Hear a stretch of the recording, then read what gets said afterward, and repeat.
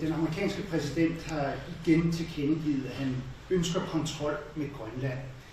Hvad er egentlig den stående ordre til de danske soldater, som vi så må forstå, der bliver flere af nu? Hvis amerikanerne pludselig går i land i Grønland, kan danske soldater bruges til væbnet kamp mod amerikanske soldater, hvis de angriber? Jeg synes, det er et stærkt hypotetisk spørgsmål. Det er sådan, at jeg anser det for usandsynligt, at et NATO-land skulle angribe et andet NATO-land.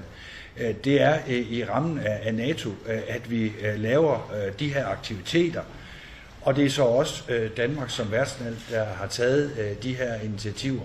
Og derfor kan jeg heller ikke forestille mig, og vil heller ikke spekulere i, om et NATO-land skulle angribe et andet. Men det er jo ikke mere hypotetisk, end at verden har forandret sig radikalt. Du havde vel ikke engang forestillet dig, at vi stod og skulle diskutere de ting, vi gør på den baggrund, vi gør nu.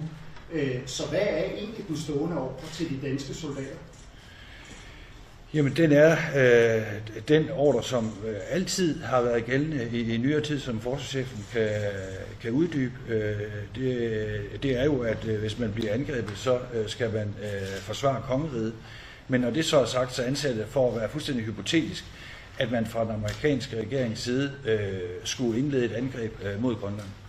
Vil du uddybe, forsvarschefen? Ja, nu tager vi jo det op for at lede og deltage selv også på det, vi kalder øvelse Arctic Endurance, så det er altså et øvelsesetup, hvor vi skal træne også sammen med allierede hen over en længere periode, hvor, som ministeren redegjorde for sidste år, vi var der intensivt i kortere perioder, så er målet med Arctic Endurance i virkeligheden at være til stede løbende, og så i virkeligheden folde aktiviteter ud hen over året.